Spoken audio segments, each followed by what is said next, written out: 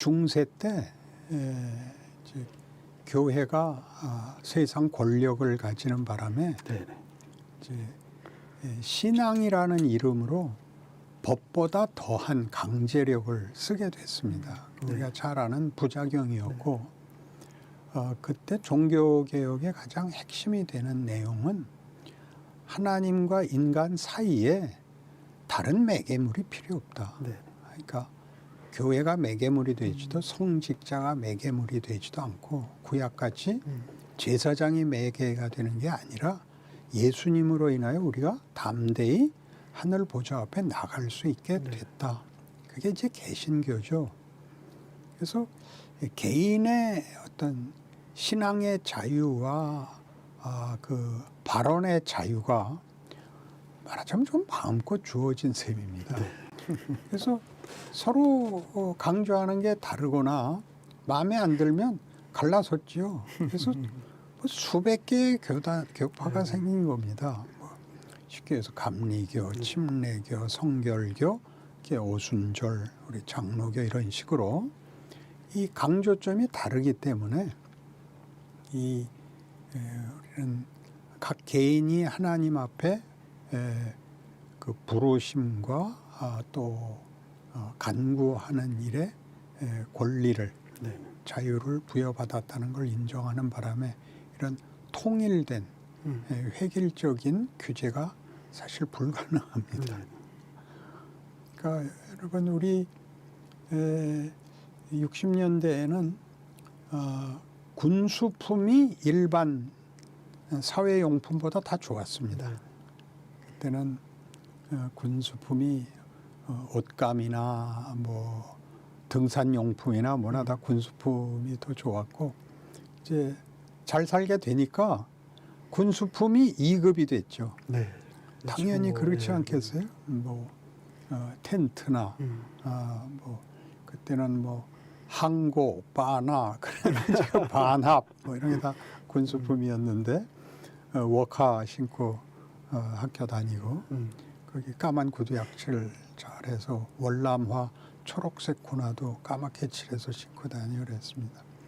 지금 우리의 그 신앙 세계도 보면 획일화된 것보다 다양한 게 훨씬 약간 풍성한 거다 그렇게 생각을 합니다. 어떤 사람들에게만 특별히 필요한 게 종교가 아니고 실상은 모두 종교가 필요합니다. 왜냐하면 어느 인간이든지 그 인간이 가지는 어떤 만족은 인간이 만들 수 없는 것입니다. 왜냐하면 욕심이 그것보다 큽니다, 언제나. 그리고 더 이상적이고.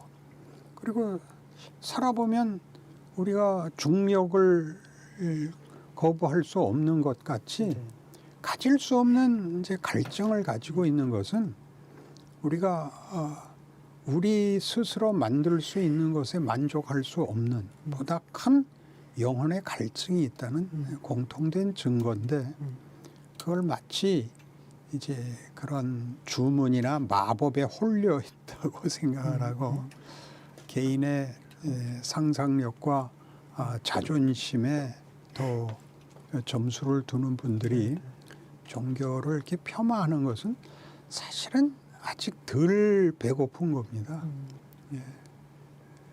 지금 어느 정도 만족하고 있는지 혹은 체념하고 있는지 한번 스스로에게 자기 실존과 인생을 물어볼 필요가 있습니다.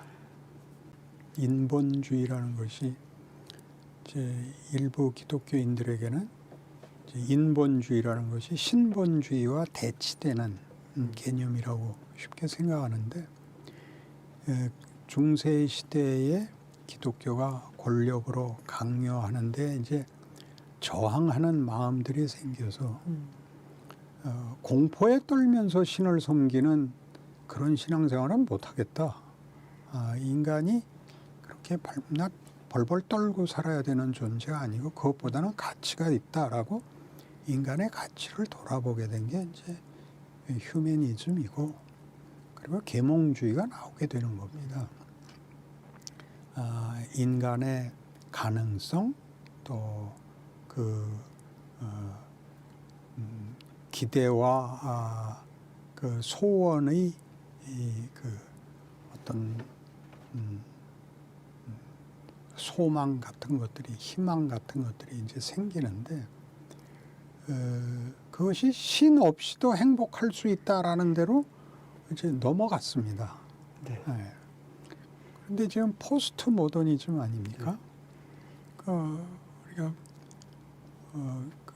보통 일반 학문 세계에서 역사를 나눌 때 어디를 기준으로 삼냐 하면 그 근대를 기준으로 삼습니다. 근대 전은 말하자면 중세고 네.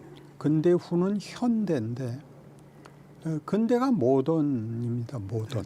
그러니까 전근대와 후근대가 있는데 후근대가 포스트 모더니즘이죠. 네. 그렇지 않습니까? 근데 그 근대가 뭐냐면 인본주의가 가장 왕성했을 때 인간이 유토피아를 만들 수 있다. 불가능은 없다라고 얘기했던 것이 이제 깨지죠.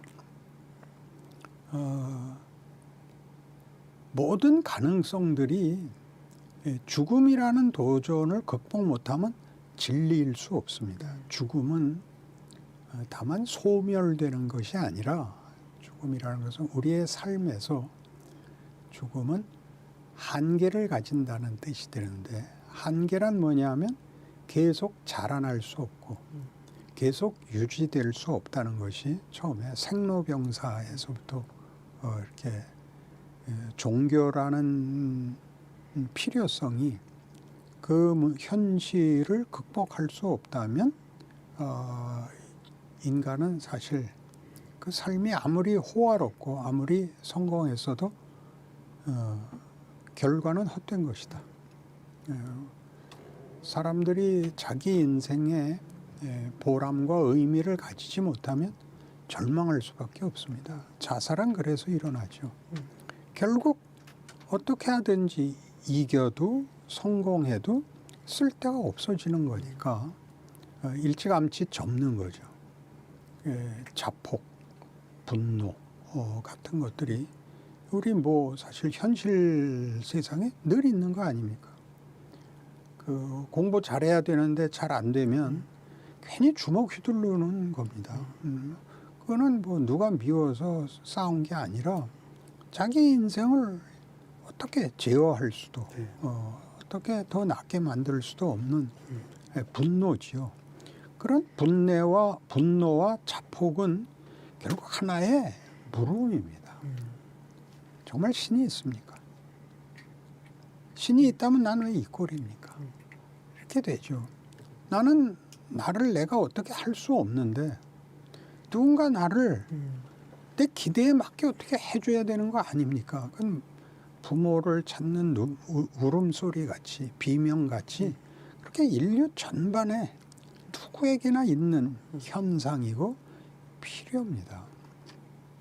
이런 일들이 이제 말하자면 이성, 합리성, 낭만주의로 대표됐던 근대에서 할 수 있어라고 했던 것이 역사적으로 다 실패했다는 것을 인정하고 포스트 모던에 왔죠.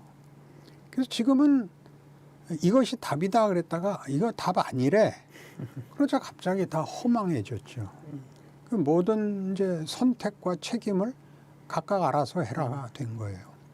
우리 군대 징집해서 가서 훈련 열심히 받고 다 했는데 갑자기 어느 날 지휘관이 와서 군대 해산 각자 집으로.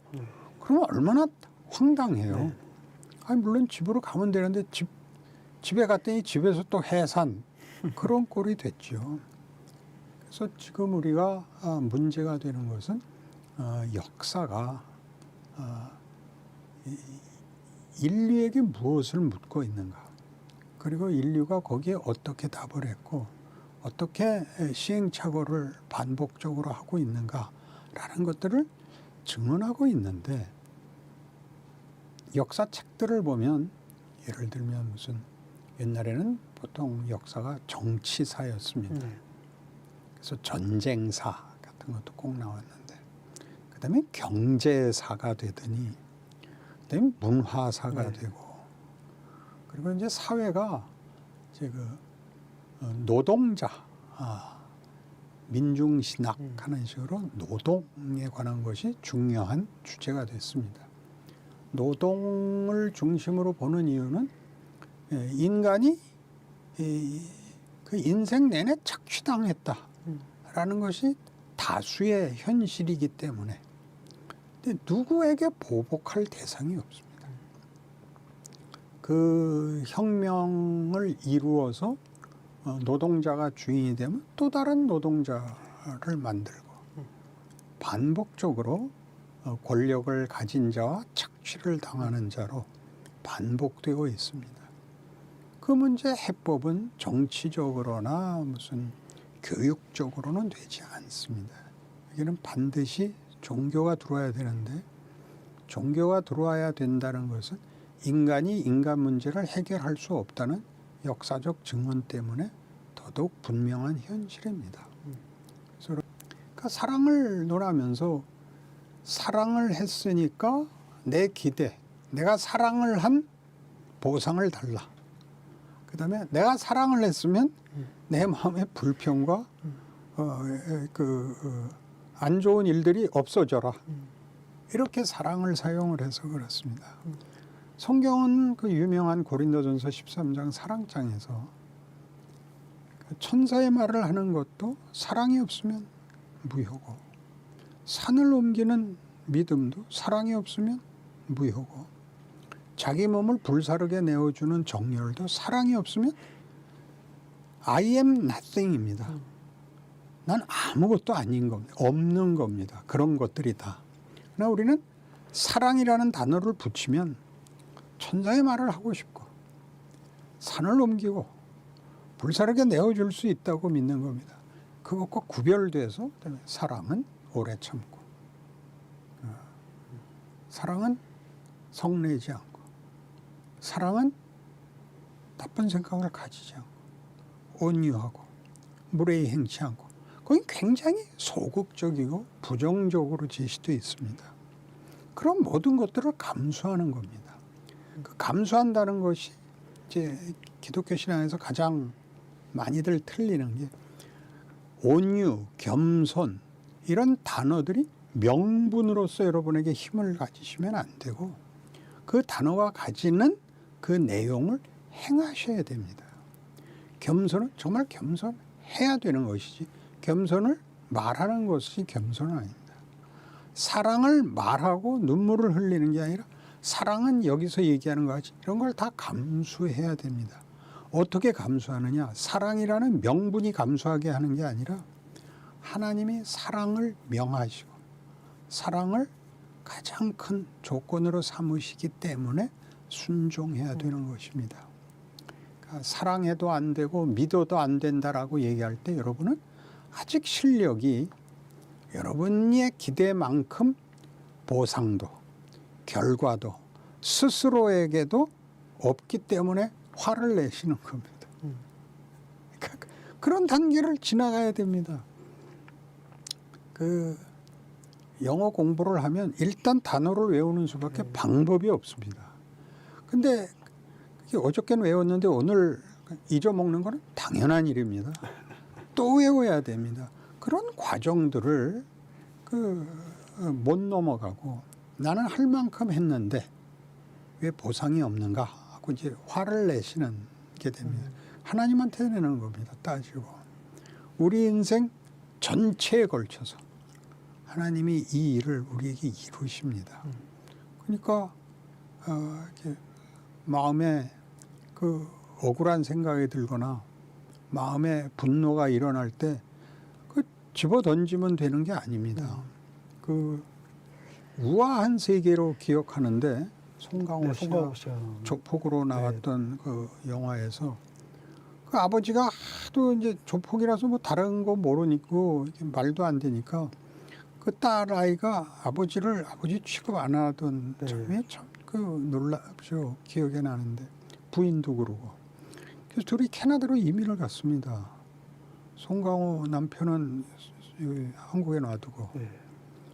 그가 뭐 조폭이니까 뭐 힘쓰고 모든 문제를 해결한다고 생각하지만 사실은 너무나 어렵게 사는 거 아닙니까? 목숨 걸고 먹고 살아야 되는 참 어렵고 거친 삶을 살아야 하는데 그 보내온 영상 그 TV 화면에 켜놓고 라면 먹다가 그 부인하고 딸하고 이렇게 물놀이 하는 거 보고 그냥 너무 보고 싶고 너무 화가 나서 라면을 집어 던지지 않습니까? 그 다음이 재미있습니다. 다 울고 라면 치우죠. 그죠? 그 다음엔 안 던지게 됩니다. 던지면 지가 치워야 되는데 이 과정을 지내야 된다는 걸 사람들은 모르고 믿음이라는 이름, 진심이라는 이름을 갖다 대면 그런 것들이 뭐 화면에 내가 쓱 들어가서 부인을 만나고 나올 수 있다고 생각하거나 딸이 다시 아빠를 존경하게 되거나 이런 결과들이 쉬운 어떤 종교적인 행위나 종교적인 간절함으로 획득된다고 자꾸 생각을 하는 거죠. 여기가 기독교를 오해하는 가장 큰 부분입니다.